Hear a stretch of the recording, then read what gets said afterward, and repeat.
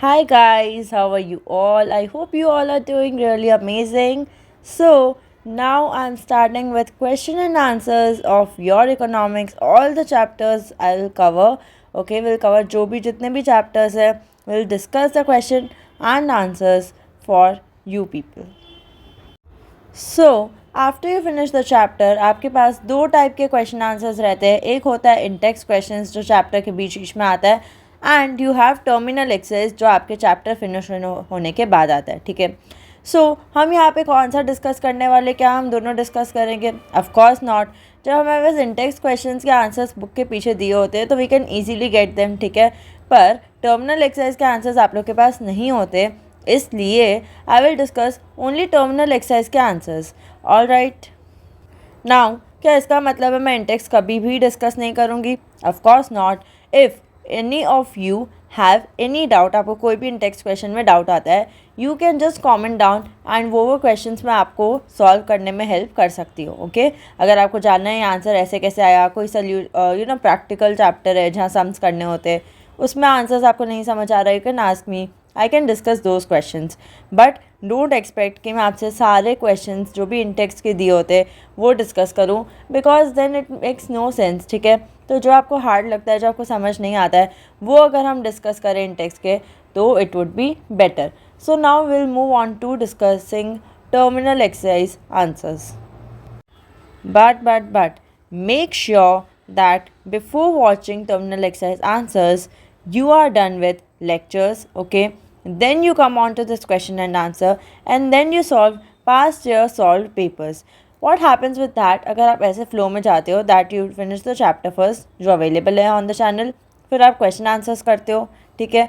Then जब आप solve करते हो, आपका जो अंडरस्टैंडिंग होता है चैप्टर का वो बहुत स्ट्रांग हो जाता है. एंड ट्रस्ट मी, अगर आप हर चैप्टर में लेक्चर करते हो, फिर क्वेश्चन आंसर करते हो, and then you move on to solving past year question papers, आपके इकोनॉमिक्स में ईजीली, आई मीन हर सब्जेक्ट में अगर आप ऐसे करते हो, you can easily score very very very good marks.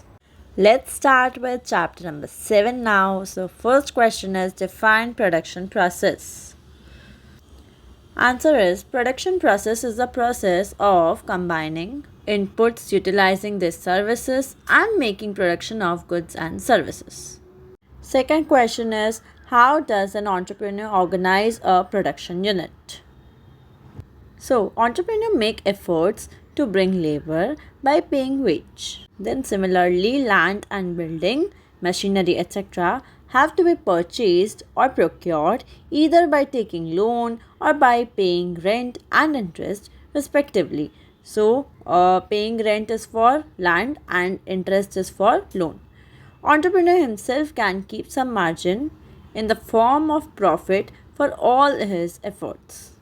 Okay. So now you guys tell me, यहाँ पे क्या एंटरप्रेन्योर को कभी लॉस हो सकता है या हमेशा प्रॉफिट ही होता है? या आप मुझे कमेंट में बताओगे दैट इज़ इट पॉसिबल कि एंटरप्रेन्योर को लॉस भी हो? Next question is distinguish between labour intensive and capital intensive technology of production. भी जो भी क्वेश्चंस आएंगे डिस्टिंग्विश वाले होंगे. और अब इन क्वेश्चंस के साथ मैं बता दूँ, नेवर लीव डिस्टिंग्विश वाले क्वेश्चंस एग्जाम्स में. ये सारे क्वेश्चंस पढ़ के ही जाओ because these become important. Okay. So जो भी डिस्टिंग्विश वाले क्वेश्चंस होते हैं वो सारे ही इम्पॉर्टेंट होते हैं. ओके. सो एग्जाम में भी make sure that you make such tables and right your answers because this becomes more attractive and presentation matters. तो जितना अच्छे से आप प्रेजेंट करोगे आंसर्स को, तो उससे आपका जो मार्क्स है उसके चांसेस भी बढ़ जाते हैं that you get more marks. Okay.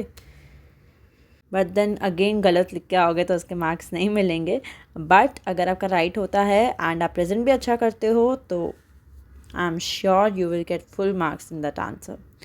So labor intensive is a method in which we make more use of labor and less use of capital, whereas capital intensive is a method in which we make more use of capital and less use of labor. You can also add examples here.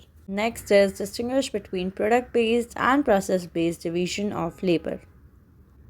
Product-based division of labor is the one in which a worker specializes in the production of a commodity, whereas process-based division of labor is which the production of a commodity is divided into different processes and a worker specializes in one or two processes only. You can again add examples over here.